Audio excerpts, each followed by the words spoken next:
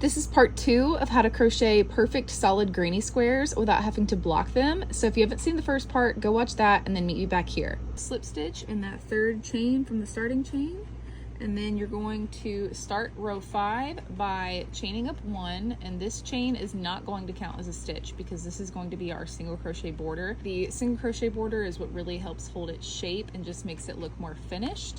But if you want to make your squares bigger, you can keep on going technically. You could make a blanket like this if you really wanted to. Since that chain 1 does not count as a stitch, we're going to place the very first single crochet in that same stitch that we just did our slip stitch in. So do your first single crochet, and then you're just going to single crochet once in each of these stitches. And then in the corners, you're going to do 1 single crochet, chain 2, 1 single crochet. I'll just show you on one of the corners. So 1 single crochet, chain 2, 1 more single crochet.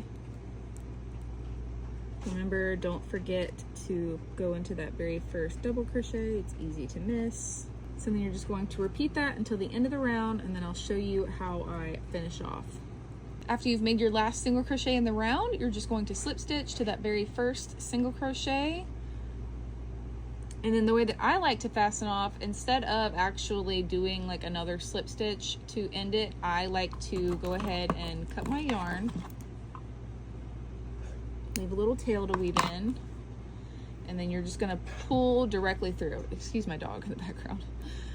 And then turn it around. And then in that very first single crochet from the round that we just made our slip stitch in, you're going to go in through the back, straight through the middle of the stitch, and then wrap that tail around your hook and pull it through, tighten it down, and then you'll just weave in those ends, and there you have it, a perfect solid granny square. Check out my next video if you want to know how I connect my granny squares using just a crochet hook and slip stitches instead of a yarn needle.